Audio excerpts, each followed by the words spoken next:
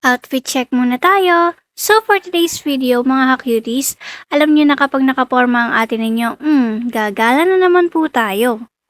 Siyempre, isasama ko din kayo. So kasama ko nga po pala yung family ko and nag-decide po sila na pumunta ng SM. Dahil nga busy ang atin ninyo sa kanyang work, ngayon na lang ulit ako nakasama sa kanila. And ngayon na lang din ulit ako nakapag-video ng kasama sila. Dahil nga patay gutom ang atin ninyo, kailangan natin siyempre magsipag para may pambili tayo ng pagkain. O diba? Andito na nga po pala kami sa SM and then syempre pupunta na kami ngayon sa parking area. Andito na nga po pala kami ngayon sa parking area at kaya po kami nandito sa SM dahil para gumala and then syempre para kumain. Pagkain lang talaga yung habol ko dito. Kaya po nagyaya silang pumunta ng SM dahil po dito sa nabili nilang automatic scooter. Itatry daw po kasi nila yan dito sa loob. Ang ganda diba? Matry nga. Ayan, nakapasok na kami ng mall. So, nakaka-disappoint lang kasi hindi kami pinapapasok nung una ng guard. Kasi, hindi daw pwede yung scooter dun sa loob ng mall. So, sinabi na lang namin na PWD siya kasi makipagtalo pa kami. So, pinapasok na rin kami. Ito nga agad yung bumungad sa akin. So, sobrang gaganda ng mga bags and nakasale siya. Kaso nga lang wala siya sa budget ko for today and may gusto kong ibang bilhin. Kaya hindi ko siya nabili. So, next time na lang. Paglabas mo nga ng department store, ito agad yung bubungad sa'yo. So, napakaganda niya as in, ang ganda niya sa mata. And nakaka-amaze lang kasi paano nila nailagay yun, diba? Ano yun, lumipad? Dahil adik ang atin ninyo sa mga picture. So, syempre hindi ako nagpahuli dyan. Nagpicture din ako. Nag-decide nga sila na kumain muna bago gumala dito sa mall. So, since wala pa kaming mga kain, ayan, kakain daw muna kami. And napag-isip nila na sa Shakey's daw kami kakain. So ayan, tuwang-tuwa na naman yung mga bulate ng atin ninyo. Ayan, nalalapit na ako sa exciting part. Siyempre, yung kainan time.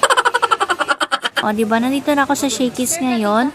And ayan, nag-order na sila dyan ng aming makakain. Hindi na nga ako magbibideo dyan habang kumakain kami kasi nga yung mga kasama ko ayaw nila nang binibidyoan sila. Mga takot sa camera. After nga namin kumain, ayan for the gala ng mga person, so babalik daw kami ngayon sa department store dahil may mga bibilhin sila ang mga kailangan nila. Feeling matangkad muna tayo for today's video, so naka-heels kasi ang atin ninyo and pagbigyan nyo na, minsan lang yan. Ayan, naghahanap na nga sila dyan ng mga bibili nila. So, ayan, naghahanap din ako ng gusto kong bilhin kasi gusto ko bumili ng dress. So, ayan, nahihilig nga ako sa dress ngayon. So, sana may sale sila dito. After ilang years ng paghahanap, ayan, nakabili din ng atin ninyo ng kanyang dress. Papakita ko siya sa inyo dito. O, diba ang syala ng dress ng atin ninyo? Mahal yarn. Todo flex ang atin ninyo sa kanyang nabili. Super proud kasi ako na nakakabili na ako ng mga gamit na gusto ko galing sa pinagpaguran ko. After nga ng ilang years ng kanilang pamimili, ayan, nagutom ang mga person. So, dito kami ngayon kakain sa Ferino's Bibingka. Ano pa bang kakainin namin dito? Di syempre, bibingka. Basa-basa din. Aminin nyo, kahit hindi Pasko, masarap talaga ang bibingka. Madalas kami kumain talaga dito sa Ferino's Bibingka. And ito nga po pala yung kanilang mga menu. Ayan yung mga choices. And syempre, ayan yung kanilang bibingka. Ang sarap-sarap dito, promise. Ito nga po pala yung in-order kong drinks nila. So, bago daw nilang drinks to, yung coffee jelly. So, masarap siya kaso nga lang napapaitan ako kasi syempre kape nga, o diba? Nang ka nakatikim ng kape na hindi mapait. Paliwanag mo nga ate. Kainan time na naman. Yung tipong kakakain mo lang, kakain ka na naman. O diba? Patay gutom talaga. Tingnan nyo to si Papa. Imbis na kumain, nakikimarites pa. Inuna pa ang daldalan. Ayan, dumiretso nga kami agad dito sa grocery dahil nga mamimili kami ng stock sa bahay. In fairness, ang ganda ko dyan. Shala. Gandang-ganda na naman sa sarili ang atin ninyo.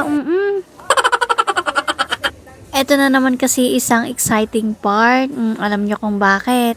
Siyempre, mamimili na naman ng pagkain, o 'di ba? Pagkain na lang nasa isip ng ate ninyo. Partida, kakakain lang 'yan, ha. Kanya-kanya nga sila ng cart dyan. Siyempre ako, nakikitulak lang. Kanya-kanyang dukot. Siyempre ako nakikidukot din. Makalibre man lang kahit paminsan. Kailangan din natin maging mautak paminsan-minsan. Mindset ba mindset? Tahimik lang yan, pero nakakarami na yan. Ito yung Disney princess na laging gutom. After nga namin mag-grocery, so eto na po, pauwi na kami sa amin. So ayan, dyan ako banda sa harapan umupo. In fairness, nakakapagod din palang lumamon ng lumamon. Ay, gumala pala ng walang pera. So, paano ba yan? Naumay ba kayo sa kakadaldal ng ate ninyo? Dito ko na po muna tatapusin yung video na to. So, paano ba yan? See you sa next video. Bye! Ay, dyan tayo kumain eh. Sige sa iyo.